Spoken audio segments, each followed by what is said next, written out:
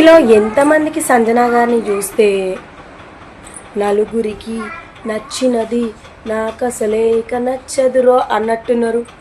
నాకైతే సంజన గారిని చూస్తే అరే ఏంటి అసలు, ఒక్కొక్కసారి అమాయకంగా ఉంటుంది, ఒక్కొక్కసారి కన్నింగ్ ఉంటుంది, ఒక్కొక్కసారి నోటికి వచ్చినన్ని వాగుతుంది, ఒక్కొక్కసారి ఏమో లైట్ చిల్ అన్నట్టుంటారు. అసలు ఏంటో అర్థం కాదు. నిన్న మాత్రం బిగ్ బాస్ మంచి ఎలివేషన్ ఇచ్చిండు సంజనాకి. నాకైతే సంజన ఇంట్లో మంచి విలన్ అవుతుంది అనిపిస్తుంది. టాప్ 5కి వెళ్తుంది ఖచ్చితంగా అని అయితే నాకు అనిపిస్తుంది. ఎందుకంటే సింపతి గెయిన్ చేయొచ్చు, కానీ సింపతి అయితే అస్సలు గెయిన్ చేస్తలేరు.